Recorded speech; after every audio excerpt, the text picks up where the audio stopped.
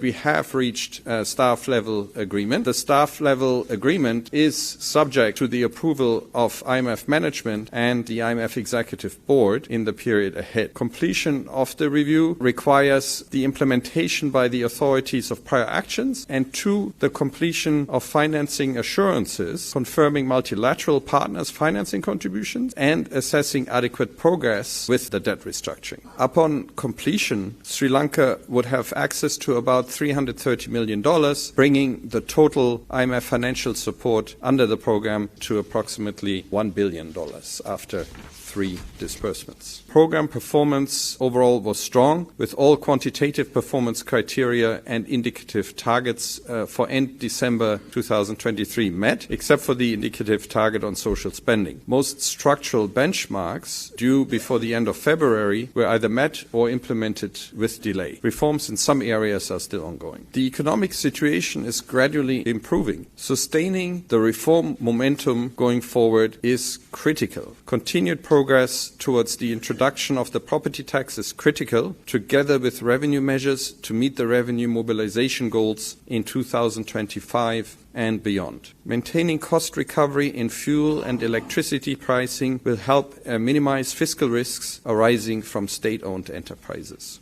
I would not necessarily agree that there is a delay in the agreements with the official creditors. It is true that it is now important that these agreements in principle need to be converted into an actual agreement, or in the case of the OCC into a memorandum of understanding, but it is fairly common for that process to take some time. You held discussions with many political parties during this time. Do they propose any changes, or what's their reaction to this? For us, what is absolutely key is that the program objectives are achieved, because with those, Sri Lanka has a chance of emerging from the crisis. The path is a knife-edge path. We have to remember that. We are willing to listen to alternative suggestions of how the program objectives can be reached, and these must be realistic and achievable within the time frame of the program. Mr. Brewer, the controversy now is around central bank's independence and its phenomenal salary hikes. Central bank independence. That's an absolutely key pillar under the program.